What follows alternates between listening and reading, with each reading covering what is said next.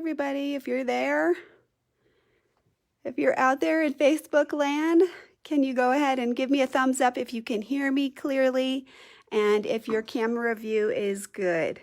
And that way we can get prepared. We'll always give just a minute or two, let people go ahead and log in before we start the education portion. We don't want anybody to miss anything. Hi, Di Werner, my buddy. Hi, Linda Martindale. So this is what we're going to be playing with today. I'll set these up here. We'll still wait just a minute or two. So if you know me, you know that I love circles so much. I think they are so fantastic. So the circles that we're going to showcase today are the Between the Lines circle set. Now, my paper right there just says 1/4 inch. Let me show you that one. That one is so tiny. So when So Steady first was selling these, this little guy was not part of the set. So he was not included. So you can see I haven't used him very much. He's still got no original tape on him. So this circle is so tiny, so tiny. I'll show you it later, just so you can get an idea for scale. But most of the designs that we have today, we're not going to be using this. So this whole grouping, the function of the Between the Lines set is to be able to make circles in a channel.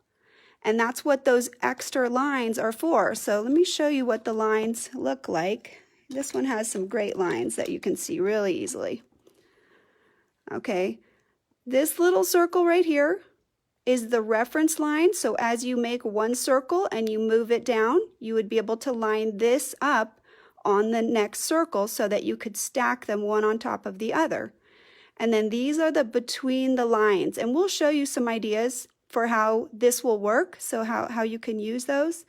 But remember that this is a circle and it has these center markings right here. So if I don't want to use these lines, I don't have to. I can just use some visual references. I can use some different markings that I'm going to show you today. What I like about this set is you get 5 graduated circles and they're really, really practical. So here's just a quick sample of the basic concept of Between the Lines circles. Okay, so we'll hold it up for you.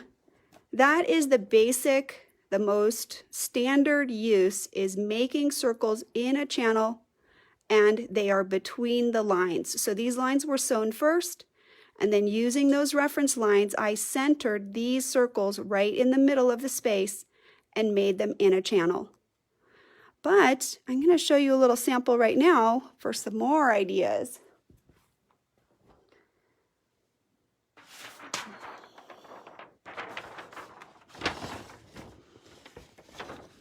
Alrighty, let's see if we can, we'll start with this one right here. So this one is not just between the lines, right? Any circle can do that. You can also use the mini arc, which is a half circle, and you can do designs like this. I'm going to show you how to line this up and talk about some things that you may want to think about as far as planning the design in a given space. So we're going to start with this right now.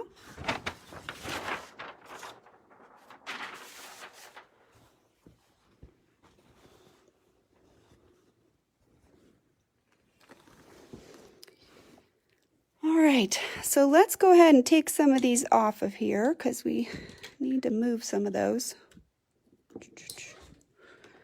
It's okay. So my husband was helping me, but I want to show you some things. So let's look at the space real quickly.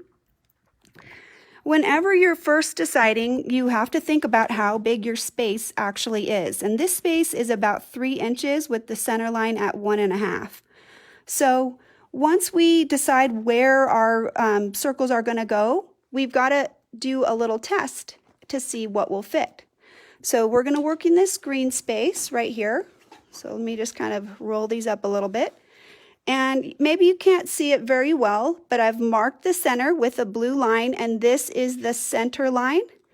Now, Down here, I've marked at 6 inches from the center. And the reason for that is I know that this is, let's see, wrong one. We need the 1.5 inch. Let's get the right size.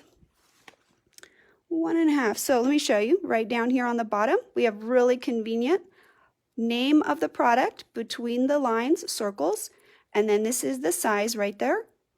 So I know that 1.5 inches fits evenly in 6-inch spacing. And then out here, we probably won't even have anything in there. We could make a partial if we wanted to, but we don't have to. So let's go ahead and set it up. So by doing that, by marking this, I don't have to start in the middle and then come back. I can start here. I can just go all the way. And if I'm a little bit off in the center, nobody will care. Nobody's going to know that. So let's go ahead and we'll try to give you the best view that we can give you. Let's get in just a little bit closer. All right. So when we say that we're going to start there, we want to have the thread picked up right there at that 6-inch space. So we'll go ahead and do that. Put this in here and notice that I've got my stable tapes on there. So I'm going to line that right up on my dot on that center line and get these threads out of here. Oh, I can't see them. There you go. And if you wanted to do the partial, you can do that. Here's that center line right there. So you can just put this partial circle in there right there. And that might be useful for some of the things that we're going to do. So we'll go ahead and put them in there.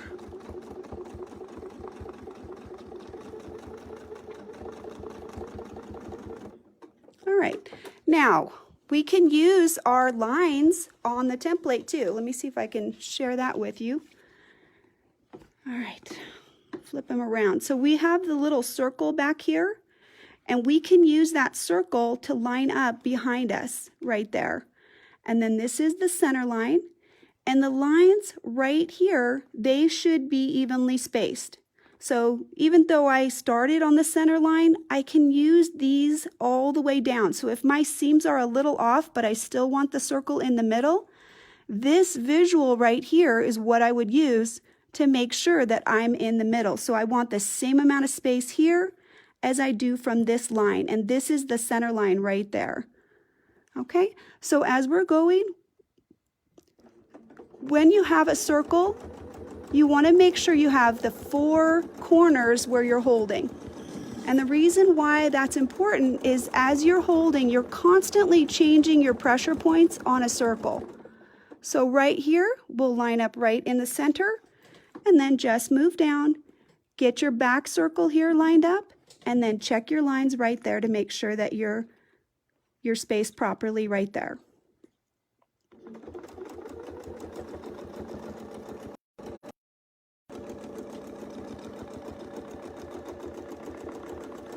Having different size circles is really valuable because it lets you play. It gives you so many different options. And I love stacking them. We're going to show you some designs that do that as well. So light pressure, I'm just keeping the foot right up against the edge. And you can vary which side that you're double stitching if you want to. I'm not, but it's going to be okay. This a busy design, so it'll work out just fine. So checking right here, I'm not worried about because I've got my beautiful between the lines markings, because it looks like my seam is a little wonky, but my ruler is not.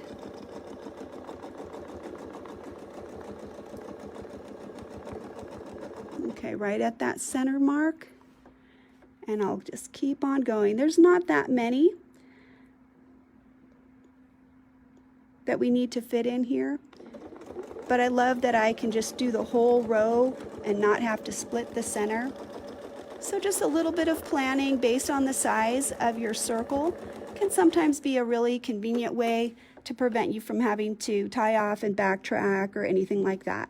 So right here, I'm going to be making sure that I can have that even space right there so that I have them right in the center of my little sashing.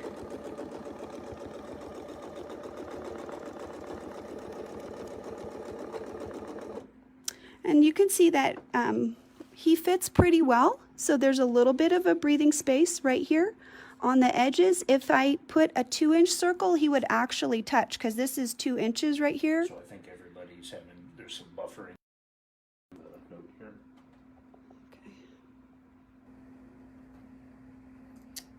Okay. Hi guys. Okay, so it looks like we had some issues. I'm going to try to see. All right.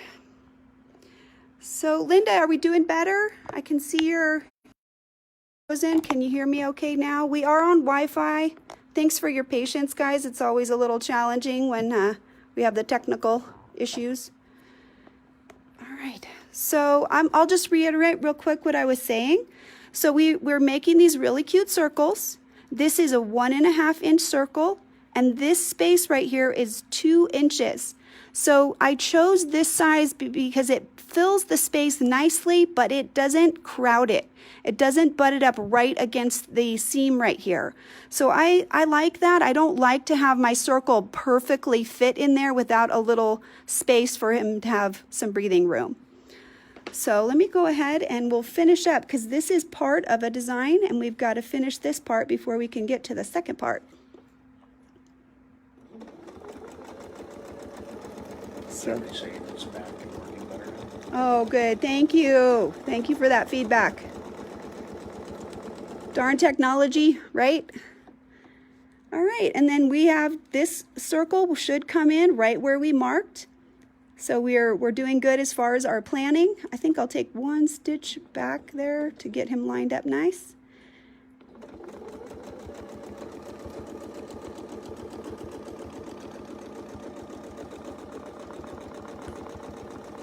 Close enough. Maybe I didn't do as good of a job as I wanted, but it'll all work out, don't worry. All right, so I'm gonna just make a little line right here.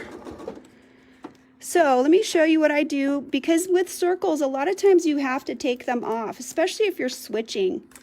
I like to make this little fold on the tape right there. I just fold the corner over, and then actually when I take the piece off, I try to lift the tape enough that I can keep this piece flipped over and connected. And that way, when I flip it back over, I don't worry about this piece falling off. So the tape is actually keeping everybody together. All right, so we need to make a reference mark real quick. So let's show you what we need. So we need at least 1 line right there. Let me show you.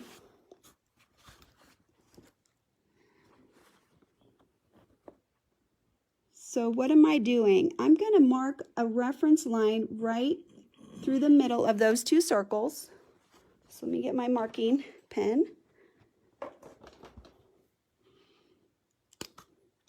So here, let me turn it so you can see too. We always have to juggle our quilt sandwich. Okay, so right there is the middle. So we're going to try to make a straight line right through there.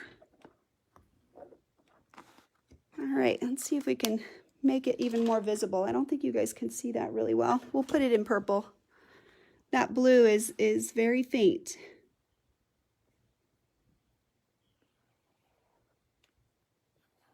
Okay, so there's my line. And I'm going to line up this next circle right on this reference line. So we're going to use the same size. It's worth always checking to make sure that you have the right size, because I will tell you, I've messed them up sometimes.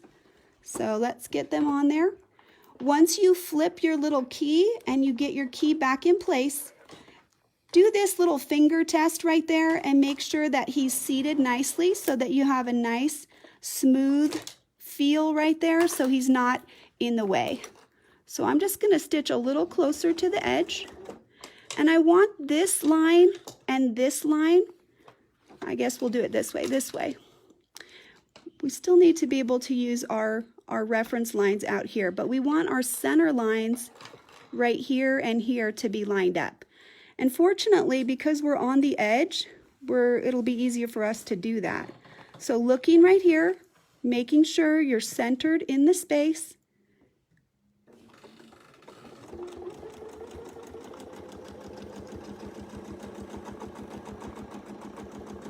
And then we'll come back to the center right there. So let's go ahead and get it reset now so you guys can see a little better. No, somebody says, Tracy, no, these templates are not available through Joann's. These are available through authorized Sew Steady retailers. So you're not going to find these locally. You'll have to find them either through your local quilt shop, something like that. So again, right here, I'm going to look at these lines right here. And what I really am looking for is to try to make sure that this is centered right there. So if you see that it's off pretty badly or something like that, just give your quilt a little tug so that you can try to correct that, because we don't want to be off. We want to be right in the middle of our circle. And if you really wanted to, you could go ahead and you could mark those, you know, if you were worried. All right, so let's get lined up. There we go.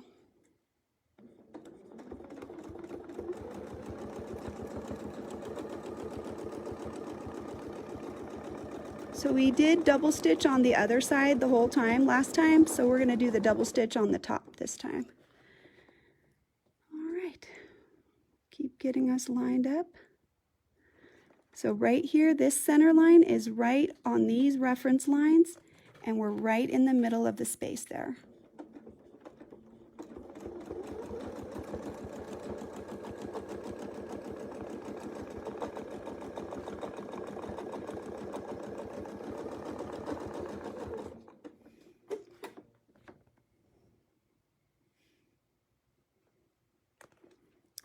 Let's see, we got to pull it forward just a little bit so we can make sure that we're lined up. I needed to tug it just a little bit. So let's talk about why you might need to tug your quilt. If these rulers are so accurate, why would you need to tug? So if I sew in a straight line, right, if I say I ditch this right here and I sew in this straight line, the quilt is going to draw towards that line because that stitching is going to pull the quilt in towards that line. If I sew a circle, the quilt is going to draw in all directions, all this way and side to side. So the reason that you want to make sure that you can give a little tug is sometimes that quilt is going to draw up and it's going to reduce your accuracy. So sometimes you may want to put a little tug on it. We're not trying to bow the needle or anything like that. We're talking about just some gentle, movement to restructure the quilt and pull it out just a little bit so we can make sure that we have the right fit.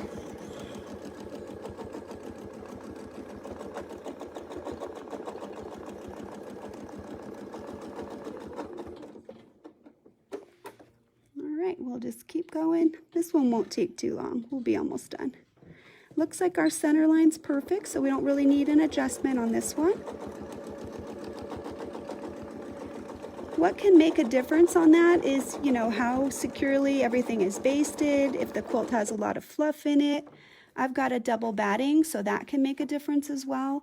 So you just want to play with your sandwich and always just be checking your reference lines. If you are worried, you can always mark those reference lines. And let me show you something else. If you're off a little bit, so let's say I'm sewing around my circle, and if I was going to sew right here and touch and I kept going, that it would cut into the other circle, I could stop.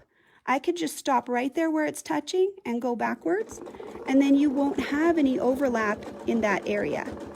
So there's always ways to fudge it, even with rulers. There's ways for you to make it more accurate or make it fit what you need. So let me just finish this out and then we'll show you the design. Okay, we'll cut that. All right, so I'm going to show you the design and then we'll kind of answer a few questions. Let me snip a few threads here so we can get these out of our way. So you could see that that was pretty much a continuous design. So let's pull it up. So you get these really cute overlapping circles like that. Love it. So Sue, I'm using Isacord, which is a 40 weight 3-ply polyester thread, and I've got a matching thread in the bobbin. It's the same thread. So let's flip it over.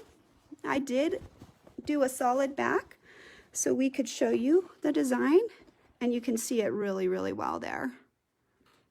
Doesn't that look awesome? Love it. Love it, love it, love it.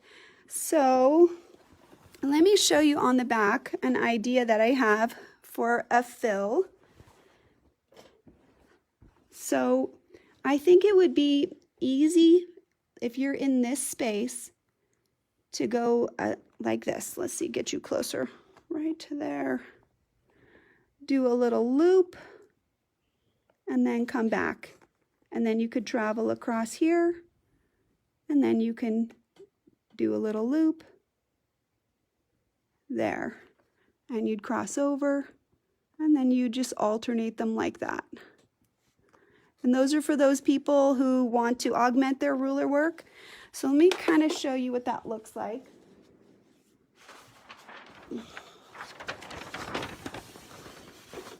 So here's the design.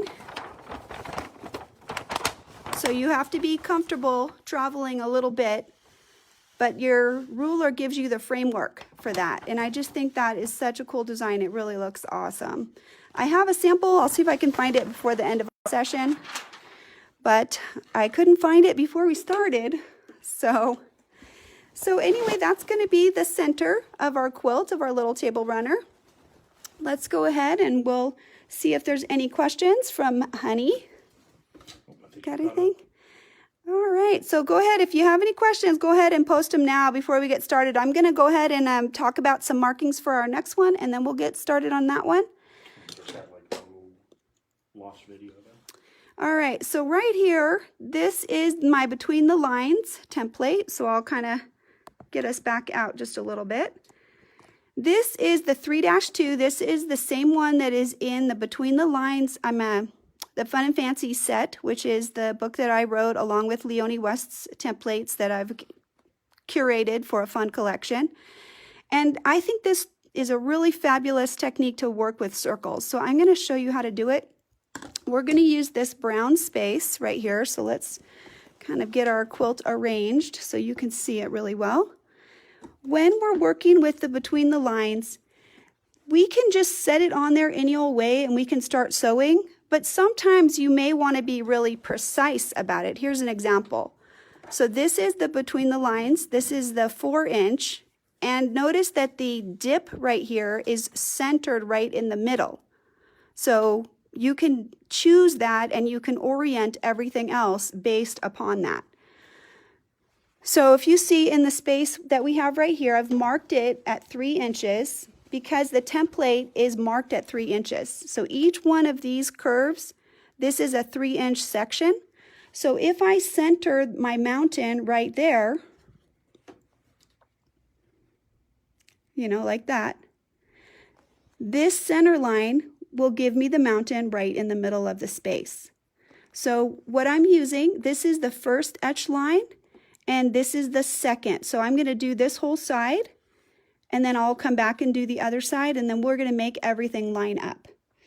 Now, mine is bigger than the template, so I've marked 3 inches so that every time if I have to move it down, then I have a reference line right there, or horizon line, that I can use to line this line up as I move the template. This template is a little tricky sometimes, so I do find that having those extra reference lines can be really super useful. All right, so there's my second etch line, and I'll just start right there. I will have to pick up that bobbin thread because I cut it. So let's see if he'll be, oh, yay! He did it great. All right, now with the Between the Lines templates, we often are using them on different sides. So right now, my etch lines are on the top right here. They're not on the bottom.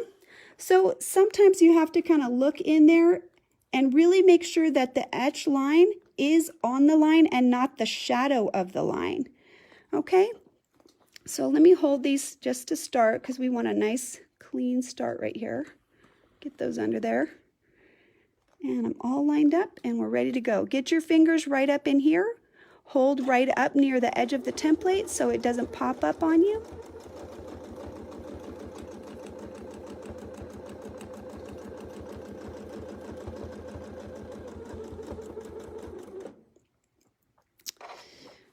right, let's see. We'll just flip it around so that you can see. And then, let's see, we're going to line him up right there. So Betty asked, why didn't you start at the beginning edge?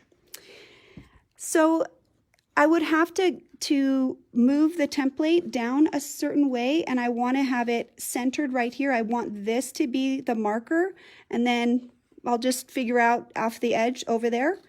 So let's see, let's make sure I've got it centered again. We were on that second edge line, so let's make sure. Okay, so we can work on either side of this template right now. So this is the larger hump right here.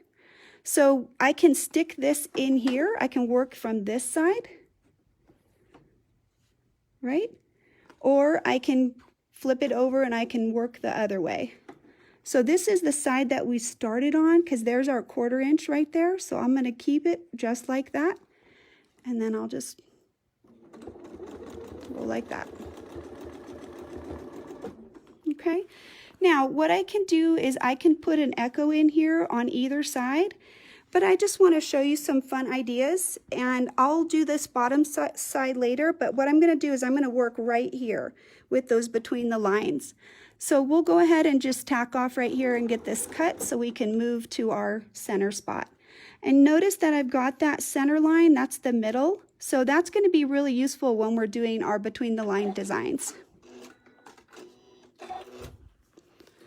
Alrighty, so we're going to start with our thread right there, right in the bottom.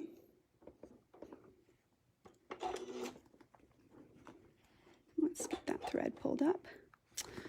Oh, it's so ornery. There we go.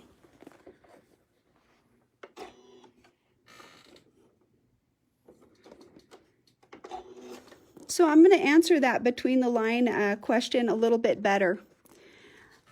I think that the between the lines are amazing, but I won't lie to you. I have a lot of trouble sometimes figuring out which way the template has to go and on which side, because this side is the deep side, this side is the narrow side. If you flip it this way, if you flip it that way.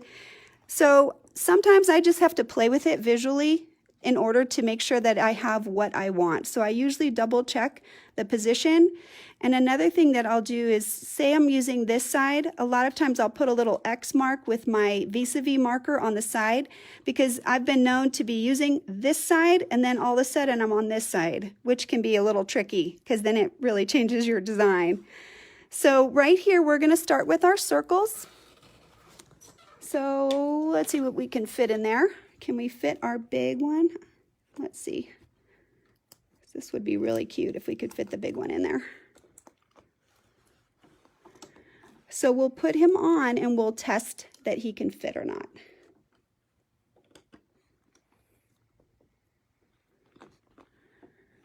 All right, so he'll be right up close, not too bad. And then what we'll do is, if this doesn't line up with an actual line right there, all we need to do is just keep it parallel right there, and that'll make the circle fit right in there.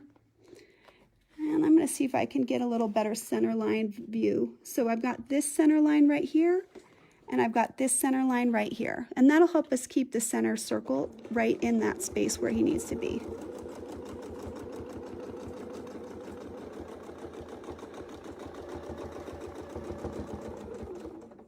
So we're right back where we started. And like I said, I like to try to keep this guy connected. He's kind of ornery. He didn't want to do that. So this is what we talked about, where you got to be a little patient. If you're using different sizes, you have to be willing to take them on and off. This isn't about having it be super fast. It's about having it be super beautiful. So again, we'll line our center lines up. So I've got this right here, and I've got the center line right there. And if you had simple circles, this is a similar design that you'd be able to do. You don't have to have the between the lines for this part, but having graduated circles is awesome. So there, we'll flip it, leave the key. We'll go down a size. Let's cut some of these threads because they're definitely in our way. So just by sewing over the circle a few times, we're making sure that our initial stitch is tacked. And just keep that nice and tidy right there. So I'm got everybody lined up.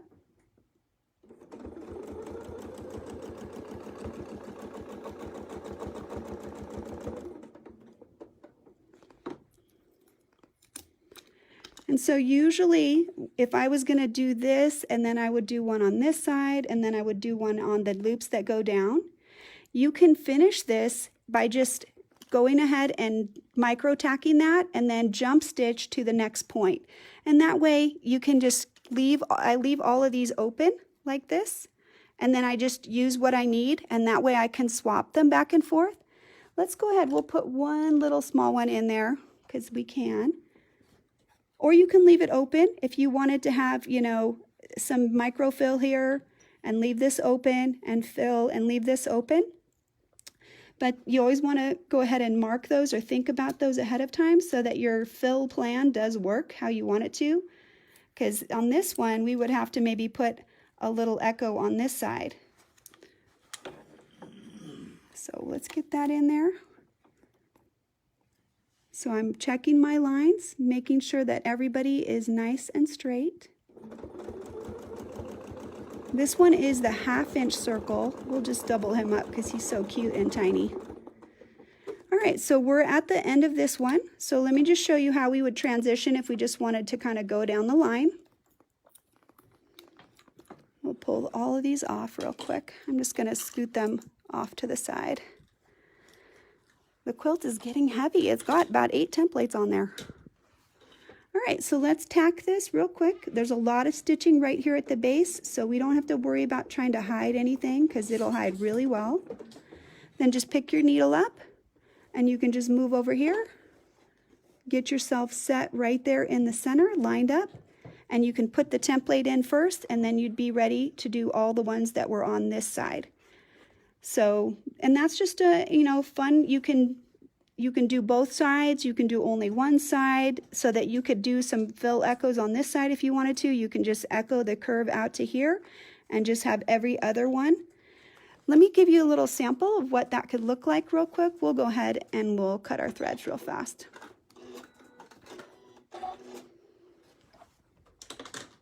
All right.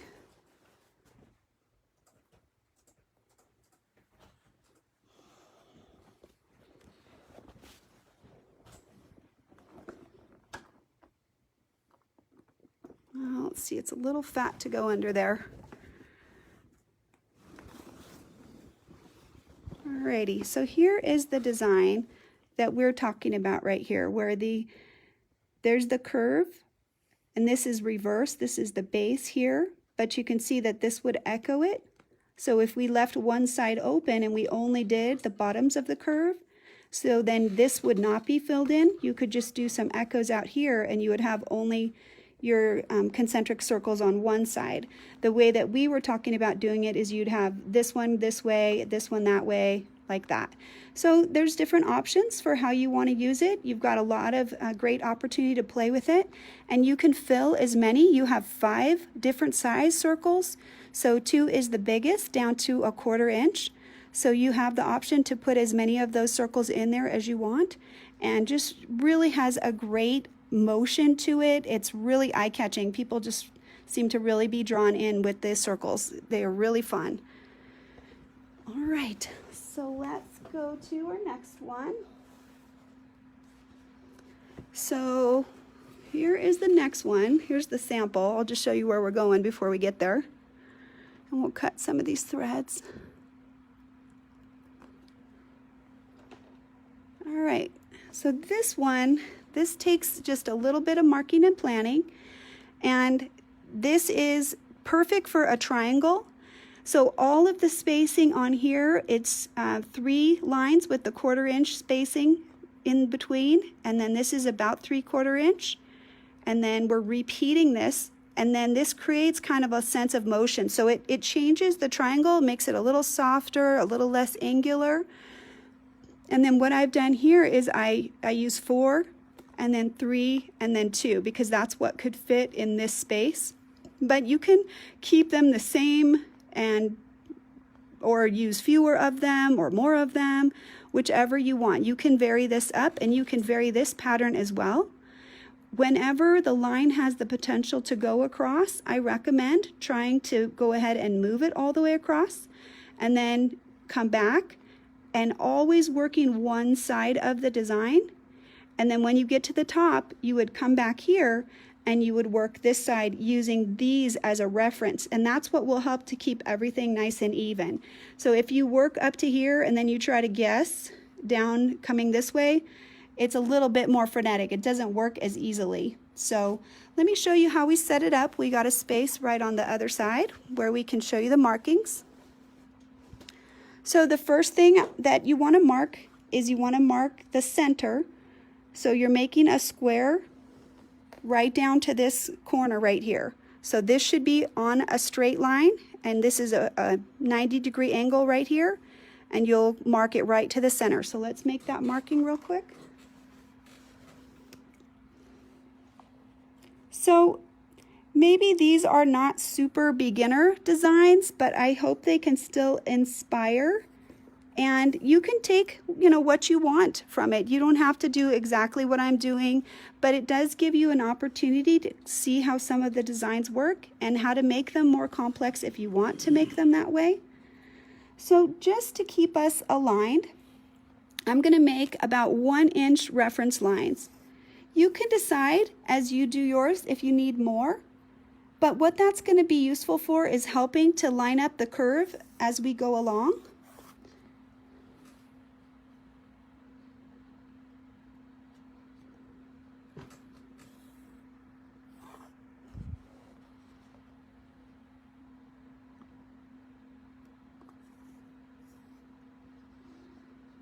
It's important to have some visuals. These just are helpful, as we go to make sure that the curve's not getting canted like that. This is going to help us stack everything right on top of each other.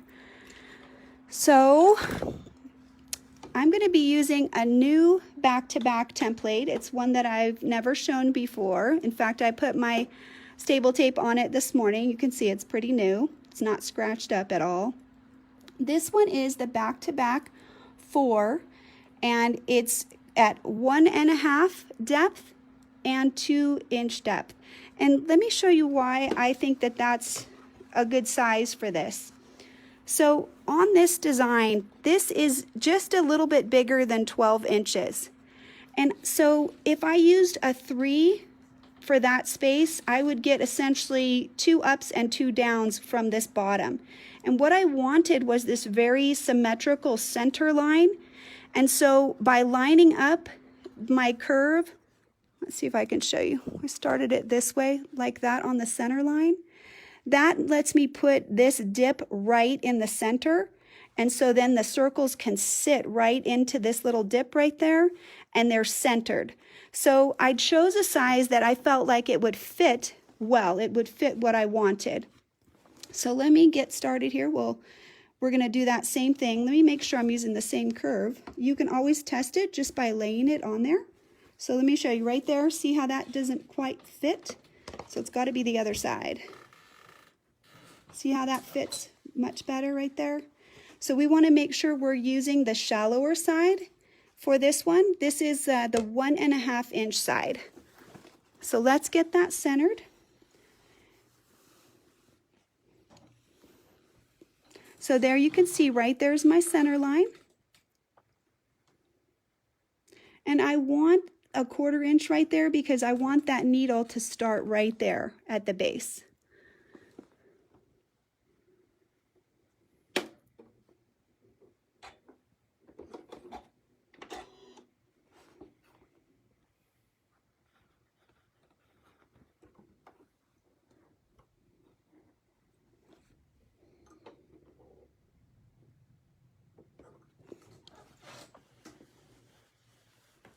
So there's my reference line, and that's what I'm going to use. And I can go all the way out to this edge and come back. And that's going to be where I'm going to start the design.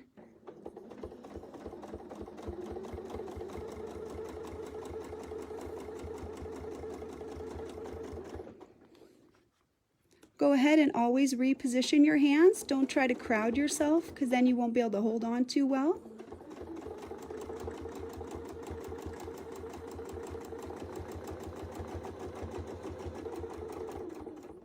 All right, so I'm going to show you, this is where it's great to be able to flip the template.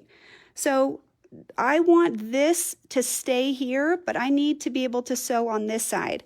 If I flip this over, I can line it right back up on the center line, and now I can sew out to this side and back to the center.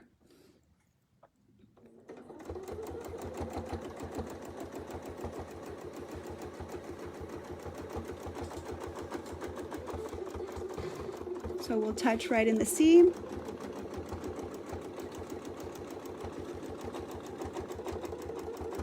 We'll get right back to that center. So this is the anchor of the design. This is creating the space, and now we're going to do the circles. And my circles have a certain spacing, and I'm going to show you how we can use the between the line in order to have that spacing. So all of mine have the keys open like that right now because I haven't closed it yet.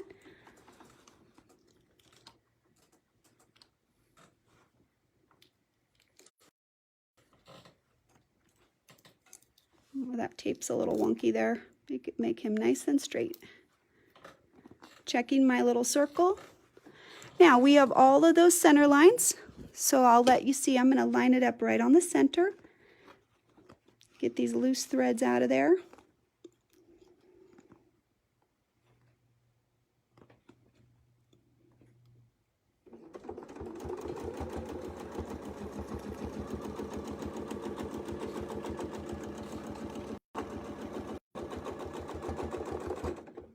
Okay.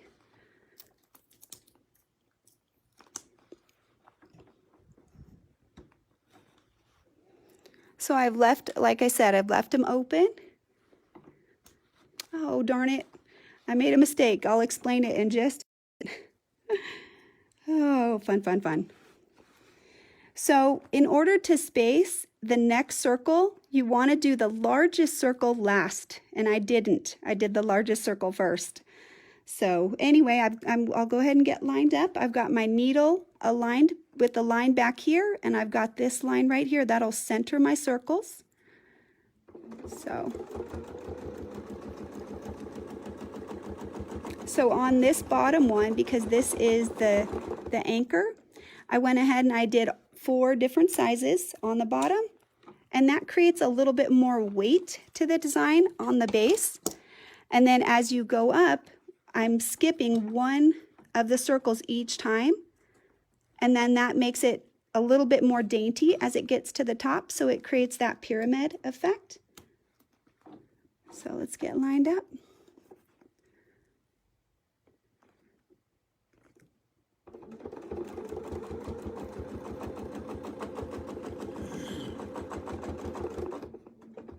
All right, and we'll put that next one in there.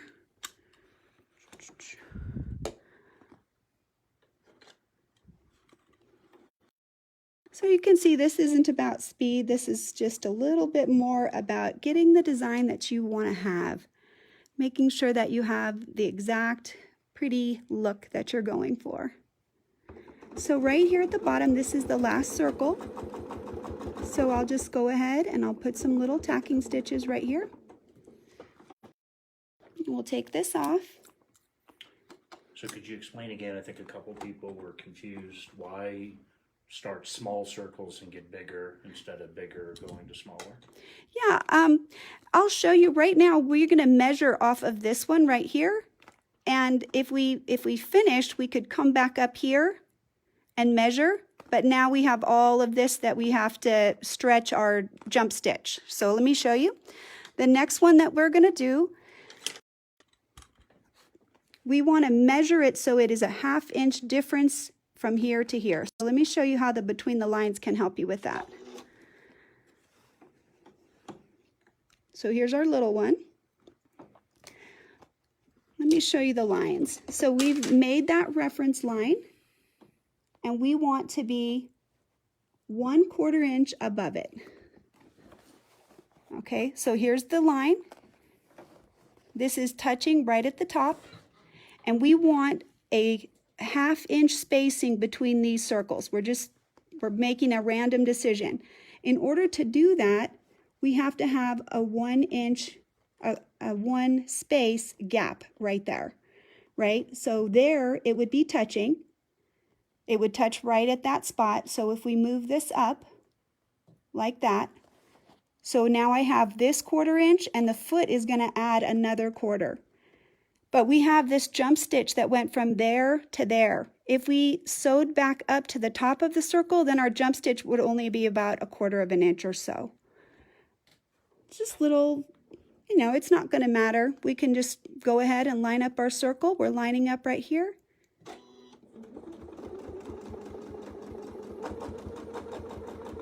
And just like we did before, we'll make that little center one a little more.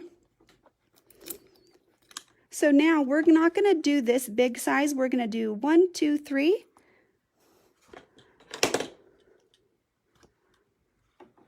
So this is the 1 inch. Get everybody lined up.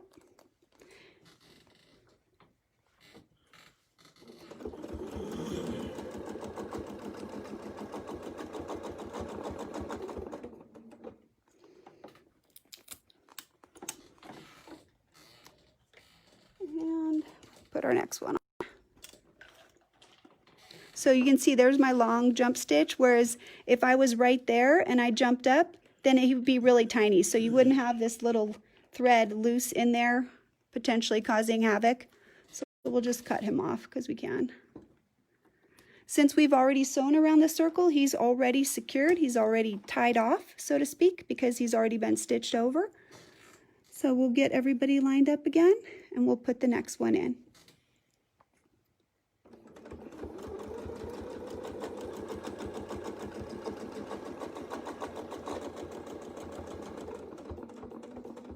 So what we can do here is we could sew back up to the top, and then that's where we would have the little jump, right? So we just leave the circle in place right here. And there's your jump stitch, so you can just tack it off right there. So Carol's asking on the jump stitch, does the bobbin thread pull up also? Or does it not nest and create a big mess on the back? It doesn't for me. I guess that's a tension issue. If your bobbin is pulling up, that's really a tension issue. It shouldn't be doing that. Even if you jump stitch, I mean, that's what you're doing with your embroidery machine. It's the exact same technique that they're doing, and those work well. So I auditioned the circle. The one that I had on before was 1 1/2, and I've got to move up. So I'm going to pick up my needle, and we're going to do that same thing. We're going to have 1 space above the circle. Let's see, we might have to flip it this way so you can see. So there's our reference line centered, and we want to have 1 1/4 inch space right there above the circle, and then we're still on the center line. And the purpose of that is now this is 1/4, and then the foot is giving you that additional 1/4. All right, so if it's a little big, it looks like it might be a little big up at the top. I'll give it a little smush, and I'll show you how we can fudge it if it is too big.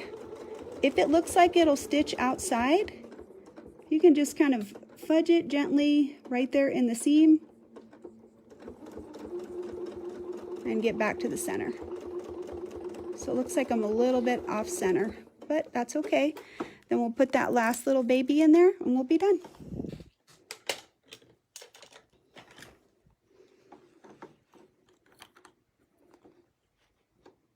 All right, getting lined up again, getting everybody seated in the right spot.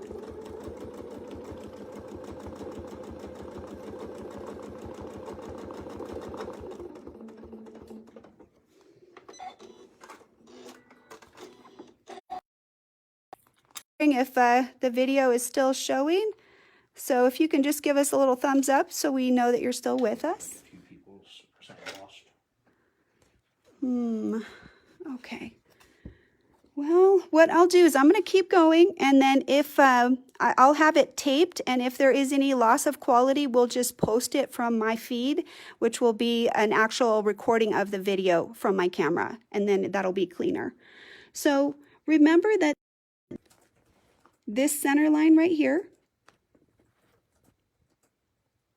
so there's our 1/4 inch echo, and what we're going to do at this point is we're going to sew in and out, and we're going to travel on this side all the way up to the top. I think that's a little bit simpler. Once you've got that reference line, it's nice and easy to just use that as your go-to, because now you have some nice clean references that you can use. That's why I like to put that guy in there first. When we start out with the circle, I like that as the reference, the visual reference. Oh, I lost my bobbin, darn it. Alrighty. So if you have your glider, just flip your glider back like that. I think he's out of his track. And then I leave him a little bit long so I can try to pull him up. And then just gently get this back under there. Pull your thread out. And just smooth everybody back in place. Oh, I think he pulled my bobbin out. Darn it. Did you guys hear that? Oh, he feels good. We'll give him a try. All right, so we can also set our foot because we already know where he's going to go. He's going to be touching the line right there, so you can also just get your foot into position. You can in position as well. I love having 1/4 inch echoes because the foot is so convenient that way. So I'm right in the seam right there. Let's go ahead and tack that. Make sure that we're nice and secure. All right, so let's see, where's our short side? There we go. So we got to do it this way because we have to be able to line up the center right here, because that's how we're going to be moving up. We're going to use this center line on the template, and he's going to ride right up the center. That's going to help keep everybody nice and lined up, and so we don't have any wonky curves. So with this one, I like to double stitch it. It's the most convenient way. So touch with the needle, touch the circle right there, and then just double stitch right back out. So right here, same thing. You're looking for the foot to touch the line, and then you're going to just walk that right up, keeping this center line right on the center. And you can see the edge of the template is lined right up on the previous stitch line.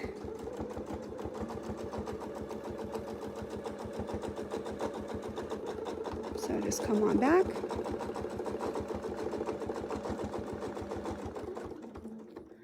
All right, so here's the tricky part. We've got this cute little pattern and we want to have some space. And what we need is actually 1 inch on the spacing gauge. So we're just going to move up the line really slow. And let me get my spacing gauge so I can show you.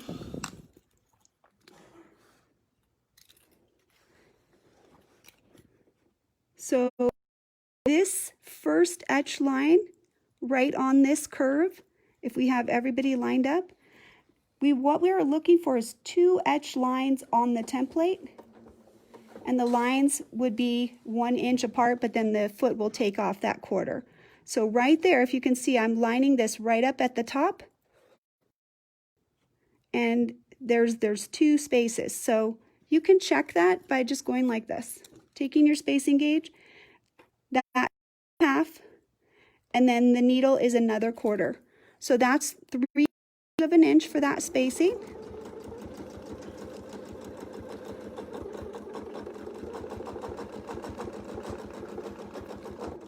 Right, and then these are the easy ones. Just move up, keep your center line aligned.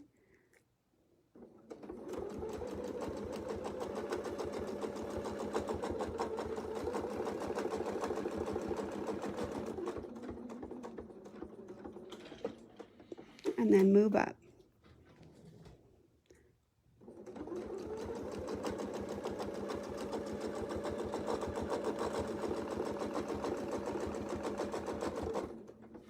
right, so we'll keep going. Oh, I'm in my sash. Let me show you another way that you can check when you move this guy up. We should have, that is the line right there, and the foot is touching, so this 1/2 inch plus the 1/4, that's that you can use your spacing gauge to get everybody lined up.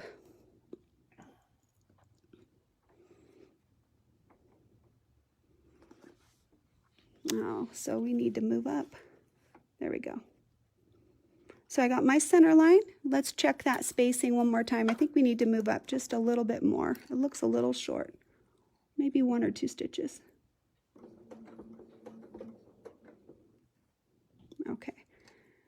So right there, there's the 2 spaces right there. Now, this is the one where I showed you, like, this is most likely going to go all the way across. Okay, and notice how we didn't quite make it. This is the space for the foot. So this is where you would flip him over. And you still want to get lined up on that center line right there. That's what's going to make sure that you have the correct spacing so that you can get to the edge. So we'll get to the edge. And then I'm going to flip it around. I want you guys to see how we go backwards. We're going to use our spacing gauge and get everybody lined up as we go back.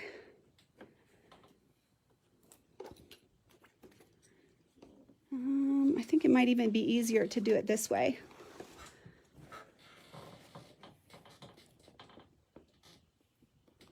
So I'm going to measure it in a few places.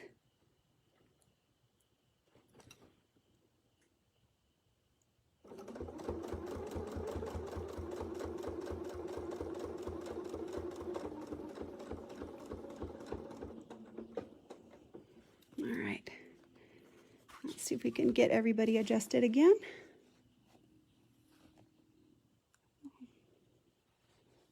Somehow I'm off a little bit, but that's okay. I'm just going to trust that spacing gauge and we're going to make that work.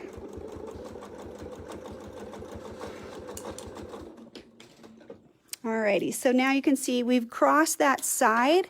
So that's going to give us this nice clean space right here, and now we're just going to continue filling in. This one may or may not cross here. They didn't all. Sometimes they do. It just depends on what the spacing is. So we would just continue this fill, and if we needed to cross, we can cross. And then when you do this side, when you would get to this space, you would just skip this line. You wouldn't make that line, but then you would just do your 1/4 inch spaces above that. And then that would help to fill in that and make it nice and pretty. So we'll go ahead and we'll just tack off. I think you guys kind of got the idea for how to do that. And you can vary that up by changing your spacing, changing your patterns, changing how many circles, or if you keep everything even. There's an endless amount of design options for you. So Christina asked, why do you go back on the same line instead of moving up on the opposite side? So can you repeat the question? Why do you go back on the same line instead of moving up on the opposite side? Okay, so let's talk about that. So in this design, down at the bottom, there's no possibility to go all the way across. So in order to travel, it's more convenient to travel on this straight line than it is to try to travel on the circle and then guess how far. It's much easier to travel here. So if we sew in and out and we travel, and this 1/4 inch is really, really easy to measure as far as moving up. I mean, you're using the foot as a space. So this is for simplicity, right? And these are all double stitch. If I go all the way across and I come all the way back, I don't have to try to meet this when I come on this side. I don't have to, maybe it'll match and maybe it won't, because this is all together and all double stitched. So I want this one to be double stitched as well. We were lucky that it kind of touches the bottom of the circle. It doesn't always. And if this line was floating out there by itself and then this side didn't match, then that just makes it look a little bit more wonky. Whereas if we can keep this line nice and clean and go back and forth, if we had a square, you know, this is a triangle, so this is the ruler will cross that whole span. So then that makes it a little bit to just sew out and back. And we'll just fill in this whole side. And then when we're done with this side, we're going to travel up this way on this side. And this will help keep the spacing even. So with all these reference lines that we have, I think it's worth to go ahead and go all the way across like that. Hopefully that answered this question. Okay, let's see. Would I mark the whole quilt before starting to sew? This is for Sue Gallagher. I don't usually mark an entire quilt of any kind. I mark the areas that I'm working. And the reason for that is the marking pens that I use very often are air erase markers, and I live in a really dry climate. So if I marked an entire quilt, there's no way that those markings would stay on there. So it's much more practical to just mark what you're going to use. So Joe Stewart, this is for you. So this is a really big template. Let me show you. This is my hand, right? And this is how much more of the template is left of this template. So this one is quite big. So this from here to the middle is 4, and from the middle to this space right here is 4. So right there from the hook, that's 8 inches, and then this is maybe another ½ inch on each side.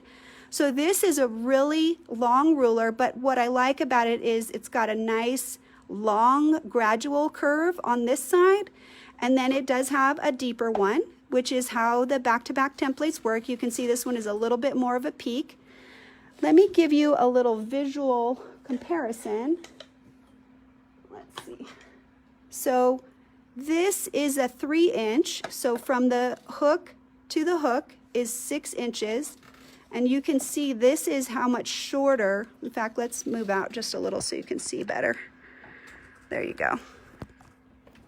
Okay, so you can really see the difference with the back-to-backs. And like if you have the 1.5, or if you have the 2 or the 1, the 1 is like this long. He's really short because you get the S curve, which is only 2 inches for a 1 inch curve. It would be 1 inch and then another inch plus the little boundary area right here. So you can see as you get a bigger back-to-back, you're going to get a much larger template, because the concept is that you have the C and then a backwards C. So you have to have at least double whatever that is. Like if it's 3 inches, you're going to have 6. If it's 4 inches, you're going to have 8. So this is the 4 inch back-to-back with a 2 and a 1.5 inch curve. And this is the back-to-back 3, number 2, which is a 2 inch and a 1.5 curve. So these are kind of similar in terms of the tallness of the curve, but they're longer, which makes the curve much more gradual over that amount of space. Okay. All right, so let me show you one more. So we've got another one. We got this fun one right here.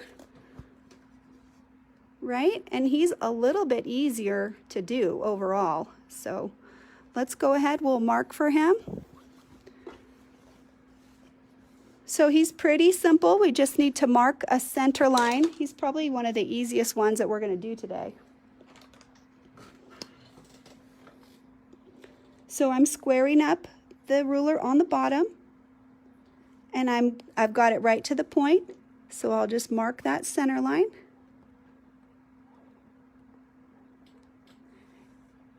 And I think that one is the 3 inch curve. Yeah. So we'll mark this at 3. This will give us those additional reference lines that we want to have.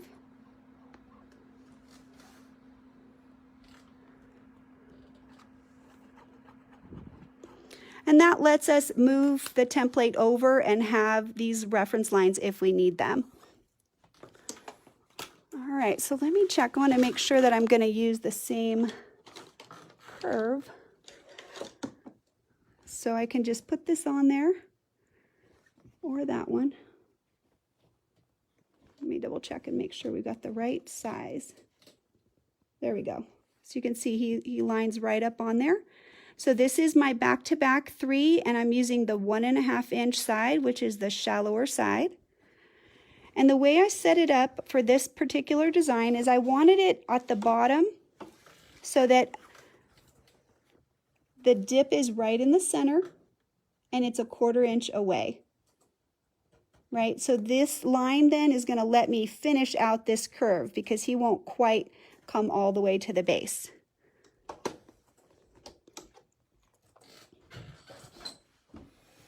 So let's use our spacing gauge, make sure that we get right to the bottom. We want to have our ruler perfectly spaced right there.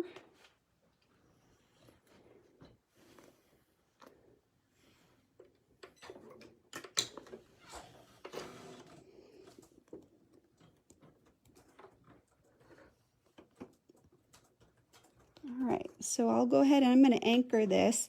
Now, he's not at the edge, right? And this is the mountain. So I can flip and I can, let's see where we were. We want the mountain on that side. So get this lined up right there. Let's see, it's being tricky. This is why sometimes I start in the middle, because I think it's sometimes a little more challenging to try to guess or figure it out. Whereas if I just start here, I can come and finish that when I'm traveling on the other side. I can just put the echo in over there. So we'll go ahead and we'll just do that. I'm about doing whatever makes it easier. Okay, right there is the bottom. Now, this is the mountain and we just want the other side, so we'll just flip it.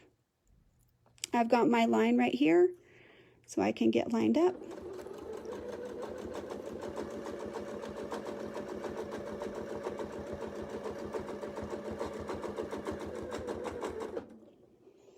Alrighty, let me flip it a little so we can keep you in view. So now this is the mountain and we're using this side, so I can just take this little guy, I can put him right there. Remember that he would line up right there and he would be a 1/4 inch away. So that's how we're going to finish out the design right there. Ooh, I went a little wonky, but I'm okay, we'll figure it out. So I'm moving up. I'm going to make that 1/4 inch echo right there. So I want to keep that same center line, so I'm looking right here. Get everybody centered.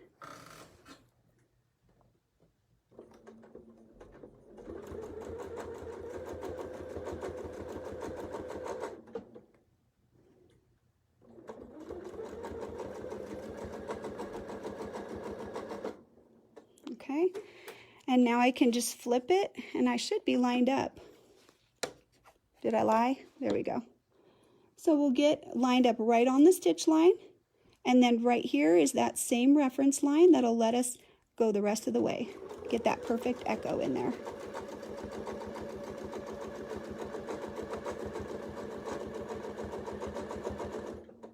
And I'm going to just adjust my threads here, get these out of the way. I think this will take us right into the edge there, so I think we'll be okay. All right, so let me show you what we're going to do now in order to make that center space. So we've got our nice curve right there, and we want from the top here, this next curve is going to come where the curves are kissing, right? So they're not going to be, they're going to be opposed. So this one's going to come up and this mountain's going to come in, but we need a space in order to fill and put some in there. So let's get our ruler. And let's see, I think I measured at 3/4 inch for this one. Yeah, 3/4 inch. So right here, we want to be at 3/4 inch above the existing top right there. And that's what we're going to use to mark our line. So we'll mark it in purple so that you can see really well. Alrighty, let's make sure our line is square. So I've got it square right here, so it's straight, and I've got it at 3/4 inch.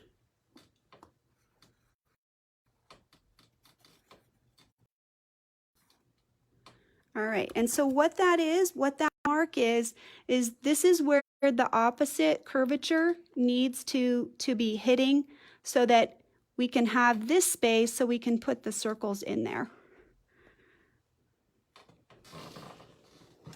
All right, so let's get our template back out.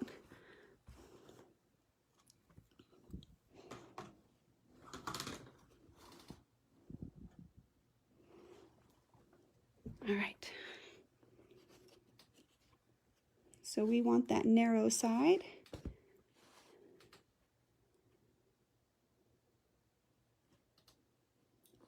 So right there, in order to touch on that line, I need to be 1/4 inch away. So I would want to travel up. So this is kind of a long distance, so maybe I'll use my straight edge here.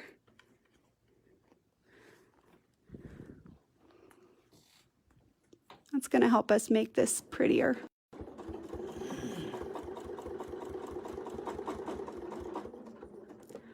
All right, so now I'm going to double check and make sure that I'm in the right spot.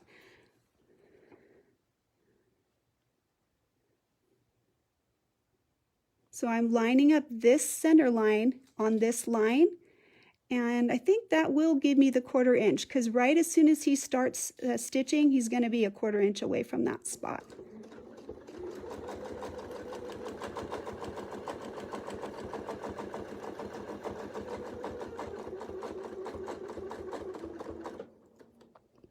All right, and notice that he's lined up right on that line. So we should be able to be that 1/4 inch away right there. If we need more reference, visual reference here, we can just flip it around. We can do that. And this, as long as this is 1/4 inch away, right here, then we should be able to get in, because we want to be 1/4 inch right there. That's where the spacing is that we're worried about. We want to be able to touch that line right there at 1/4 inch. So we'll use our spacing gauge and we'll double check that. Perfect. So this center line is right where we want to be. We're all lined up.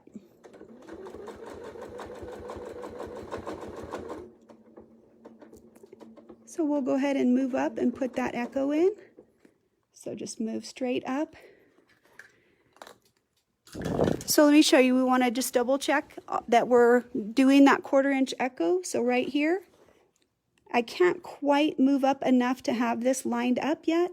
So we'll move up another stitch or two. And now we can line everybody up right there. So a lot of this is visual. And I'll probably stop right here in the center when I do this one and flip the template over. Right there. Because I know that I need this to touch. I can flip right there like that, get everybody lined back up. And then I can finish out the echo on this side. That's where those spaced lines are really, really useful. So let's get back to the circle now. We need one more reference line so that we can show you what we need to do. So the space right here is supposed to be 3/4, so we'll kind of double check that, and we need about 3/8 in order to be in the middle. So let's go ahead and we'll mark that, and that's going to give us a great reference line for us to use our between the lines circles right there. Okay, now you can see it's really narrow right here. So what I like to do is I want to start with the small circles. So this tells me kind of where I need to be. So I'll scoot down a little bit. Get to that center spot. And now I'm going to use this center line, and this will help because now I have a second line to line up my between the lines. So we're going to fit as many of the skinny circles as we can until it starts opening up. Okay, so let's go ahead and we'll get lined up. So there's our center line, and you'll see that we also have this reference line now, and we can adjust that. Like if our spacing is a little wonky, we can just keep these lines parallel.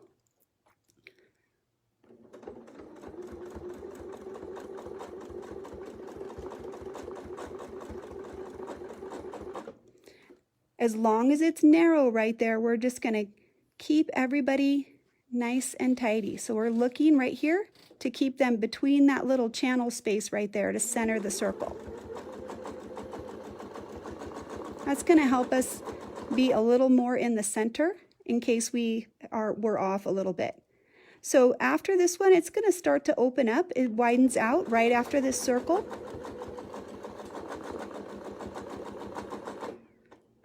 Okay, so now I'm going to go ahead and I'm just going to pick a bigger one, maybe about 1 inch. And I'm not too worried if things are perfect. I just want some kind of fun circle play. So I don't need it to be 100% exact perfect size. I'm not looking to try to put the circle in the center, but if he does magically end up in the center, I'm fine with that too. All right, so we'll get ourselves lined up. So we're looking at the space that we have, and we're lining up sort of everybody right in the middle.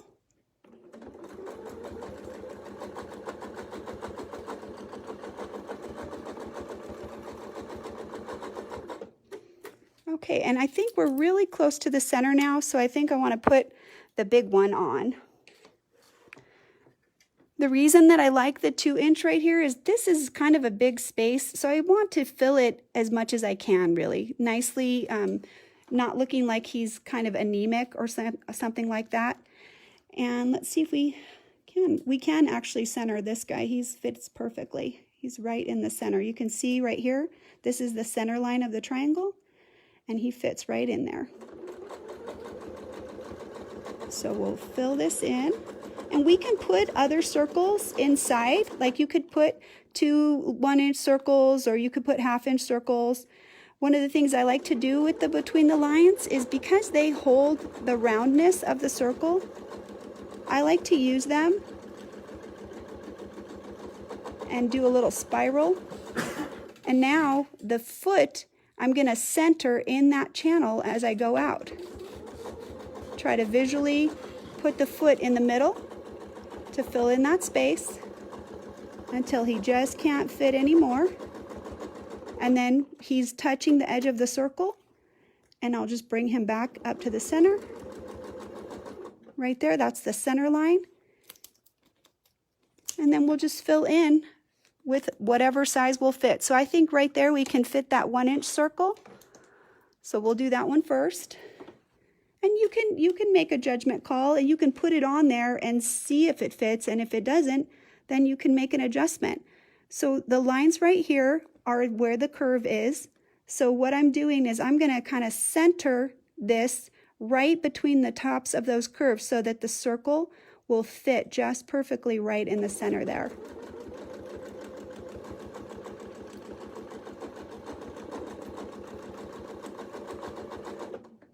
Okay. And then let's do the last baby one.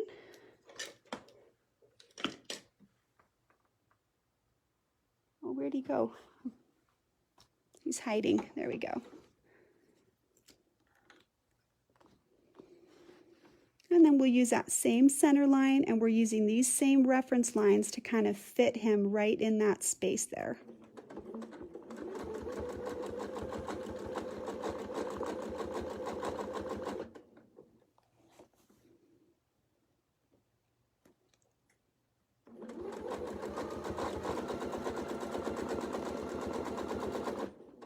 And I think we might be able to fit one more in there just to get us close to the edge. If it didn't fit, I would just make it a partial and just kind of go off the edge.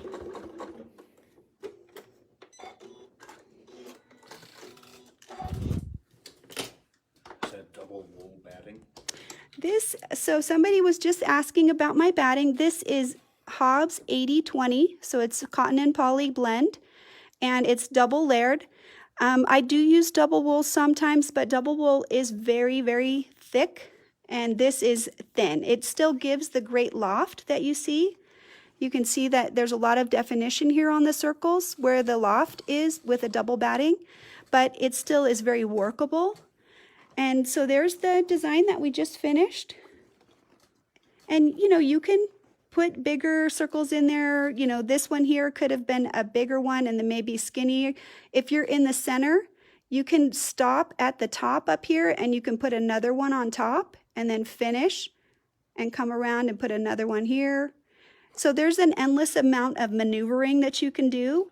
And I can put another circle. I could put a little half circle right here. So half and then a little skinnier one inside if this is too open and I wanted to fill it in. Or I could do a little micro fill in here that is just different than this, that would add some visual interest. So I'm going to finish some other designs in here, and they're going to be more straight lines on the green, whereas the wavy lines are going to be on the blue, and that'll just offer a little bit of contrast. I'm going to grab my circle. A couple questions before you go away from that. Yeah. Do you find it easier to follow the template than to use the echo guides when you were doing that? For the spiral. So the question was about the echo guides. So I don't understand the question. So if you could elaborate a little bit, I'm happy to answer it, but I think I need a little bit more information in order to give you the correct answer. And then Linda was asking, how do you know when to flip the template versus turn it upside down? That is very tricky, and I won't lie to you that I mean, obviously you guys can see that I struggle with that too. It's visual. And that's the number one reason why I have these spaced lines. So if I need to echo, let me see if I can grab that template back. So right here, I know that this hump is centered on this line. So if I need to sew this way and I want more ruler on this side, then I would do it this way. But if I wanted to go that way and I needed more ruler on that side, then I would center it this way. But this line is still the center line. And this space right here, it's going to go from the peak here to this peak here. It's this 3 inches is from the bottom to the top of the curve, or from this side to this side of the curve. This is 3 inches for the curve. So when I make these lines, I can use those to realign and make sure that everything is straight. So these are my most important user lines. And, you know, I can work from this side. So this is a shorter one, but right here, I mean, if we wanted to echo that, there's the center line and there's the echo. But I could also work this the other side, just like that. And I could use a spacing gauge to space it here at 1/2 inch, and that would give me the 1/4 inch echo also. So you can see that it gets a little tricky. The more you play with this, the easier it is. Even if I don't get it immediately, I can get it because visually I know what I want. So what I'm doing is I'm looking at the template and saying, okay, I want a 1/4 inch echo, so I know the template on this side has to be 1/2 inch away, or if it's on this side, then it has to be touching. You know, and then I use these lines, and you can also make little tick marks to help you.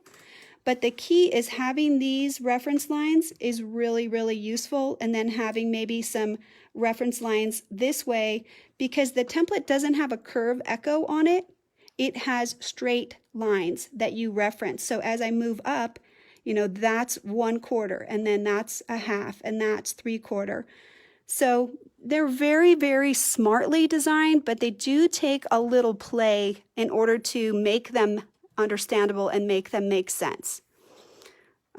Hopefully that was a good answer. Let's see. I'm looking through your questions really quick. So somebody just asked a question. So let me show you my design development. And, you know, I don't just come before you and say, oh, here, let's just play. Let's just make something. I mean, I test it out. I do a lot of work with my stitching line discs in order to get the concept and figure out what spacing that I want to use. Does it look good? And then I do sew it out. So, you know, for example, I like this, but what I didn't like about it is if you look at the triangle, it's got kind of a slant to it. So this one, I just lined the template up right in the center, and I just sewed whatever from the center. But what I realized afterwards is that I really liked the symmetry that this gave it, where the dip met right at the base, and then you had kind of the symmetry on each side. And I didn't notice that right away when I did the other one. And then afterwards I was like, oh, okay, because, you know, look right here. You can see this is another little fun one, right? So this is what I meant by you can just fill that space with a little circle and put a little wonky flourish in there. If you make a gap, you can draw the center line using your stitching line discs. You don't sew it in, and then you would make your circles center along that drawn line. So this wouldn't have this curve sewn in, but the circles themselves would follow the line of the curve, and using your between the lines, you could make sure that you have the same space from the curve on each side, which is really great so that your circle's right in the center. And then having this little breathing space in there kind of sets these design spaces apart. And you could fill this in if you wanted to. You could microfill, which would really make your circles jump. And when I say microfill, you don't have to free motion. You could microfill straight lines. I mean, literally, you could just pick some angle or this angle right here and just fill in right up to the circle. And then the circles would just jump up off of the page because all of this fabric here would be compressed. So it doesn't have to be free motion. You've got rulers that will help you do that. Let me just show you some other fun designs. This is another one. So these are straight lines with just the center line. These are the traditional use of the between the lines. We showed you this design. This one would be where you would make the circles. So for example, if this is 1 inch, then the little circles are 1/2 inch. And they should fit in there. So this is where you might be fudging a little bit because, you know, it's going to draw in. You will have to pull it out a little bit in order to make sure that that is 1, because each of these little circles is a true 1/2. But that's really fun. And then I just echoed over the top and underneath. Echoed over the top and then underneath. And that created this kind of like fun extra fill in there, which is a lot of fun detail. And then this one on the top is just the concentric circles, and notice how they're a little bit of a wonky angle.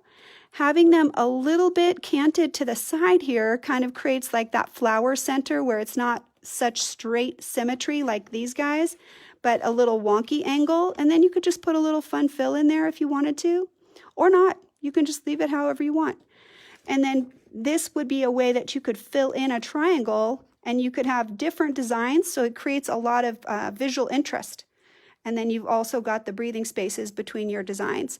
So I'm going to show you my sample one more time. It's got quite a few different circle designs in it. And then I just want to leave you with that just as far as potential.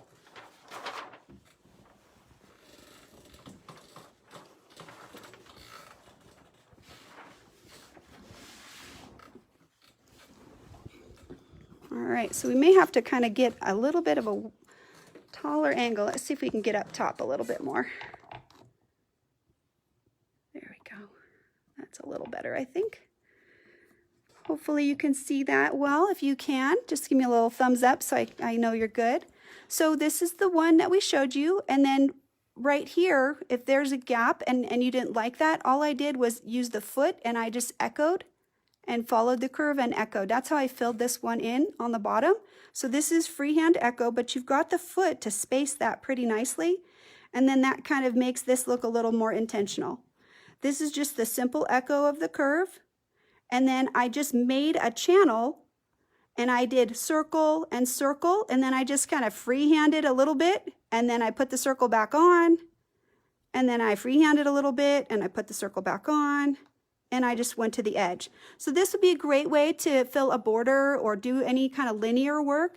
It's continuous, it's a little bit freehand in here. You can make the line really wiggly, so then if you're wiggly, nobody will notice because it's really wiggly.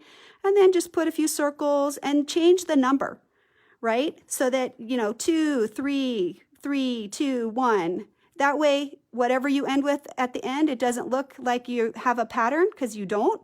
And you can just have fun filling it in and not worry about if it meets at the end or not. This is the Hourglass Channel. Again, these are where the curves are kissing, and I made a gap just like we did in our lesson. And then I took 2 different circles and I just filled them in. So I just made a circle and then I moved and then I made another circle, and then I moved a little bit, and then I moved to the edge, and then I moved over and made another circle. The reason I chose two different sizes is this larger circle doesn't fit well in the skinny space. So it was important to have a smaller circle that could put some nice curves that would fit into the narrower part of the channel, and then have some of the bigger ones to fill in where the space opens up.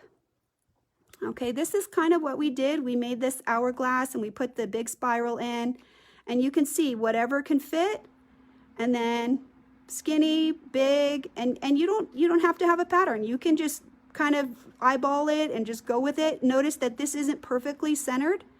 That's what I meant by you don't have to worry about that. As long as it'll fit with a little breathing room. And like if it's so big that most of the circle is to one side, then pick a smaller circle that'll fit a little better, and then put some other stuff on the other side. Then this one is very, very simple. I really like this one. You make the channels right here, and then whatever you have, you can mark the center and you make the circle in the center. So you'd make a little cross where you want your center. So if this is the cross and your circle is 2 inches, you have to stop 1 inch away from the circle in order to set the circle and line it up.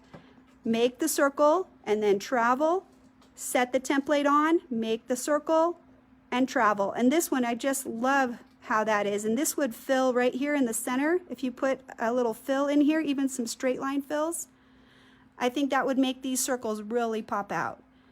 This is the classic between the lines spacing right here, where you just have the center line and the circles stack up in different sizes. This is that little concentric right there. Let me show you one more. I got some up the top here that are really fun. So this would be something like if you had the 8-inch arc and you just made an arc, or some one of our other curved templates. This one I do start in the center.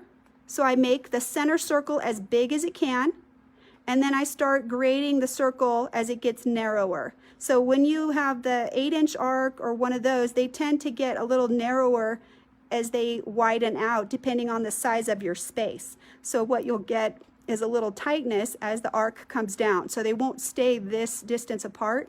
It'll grade this way. So then you could make bigger, smaller, smaller, smaller, and then you could even put those little 1/4-inch ones right in here, and then just echo it a few times. So just some fun ideas. This one is kind of a bigger curve right here. And so I went ahead and I marked the curve, right? And then I kind of picked some random spots where the circle would go, and you sew, and then you just make your circles and don't care if they cut through, right? So you'll end here. So you'll sew here, circle, circle, follow the arc, circle, circle, follow the arc, circle, circle, and then just finish it out. And so those are just a bunch of fun ideas of different ways that you can use circles to liven up your projects and have a lot of fun and a lot of great ideas. So I'm going to just real quick check my last little bit of questions. And a reminder that the templates that we use today is we highlighted the back-to-back 3-2, which is in the Fun and Fancy collection. And we also highlighted the back-to-back 4-inch. And I think mine was the number 2 also for that one. And then the between the lines circle set, but you could always use the simple circle. The reason I like the back-to-back is I think you get simple circles and you get lines. So that's my preferred if you only were going to buy one. I think that the back-to-back gives you the dual functionality of just a regular circle with markings, but they're not going to have the 45-degree. They're only going to have these 90-degree marks. They're not going to have that marking. And the simple circle sets will have the 45-degree diagonals to align the circle. So if that's important to you, that's just something to note about the difference between those two different products. Okay, these are going to have the 1/4-inch parallel lines and the little circle reference in order to stack the circles. All right, and then of course Fun and Fancy is my book, and the Fun and Fancy has the 1-inch between the lines circle, and it has the back-to-back 3-2. So if you want an opportunity to have a variety pack and to be able to work with some of those tools that we showed today, Fun and Fancy might be a great way to get your feet wet because it has 2 of those templates in there. So, all right, so let me just check real quick. I'm going to just look at some of these questions and make sure that I've answered people. Dun, dun, dun. So as we go through, I saw that there are some questions that oh, excuse me. Sorry, guys. Moving up on the opposite side. Oh, my goodness. All right, you guys. So here, I'll go back through the feed rather than keeping you hanging on the line. What I ask is if you found this interesting, educational, fun, if you would please go ahead and like the content and share it. That's a way that we get to reach other sewers just like you who maybe don't know about us. I do also have several that are more basic style videos and some from the sampler set, some that are a little bit easier. This is definitely a little bit more of that designing mindset. So if that's who you are and this speaks to you, then share that with your designer friends. So I hope you love circles as much as I do, and thank you so much for being here. And I will see you next week. Have a wonderful evening, guys. Thanks.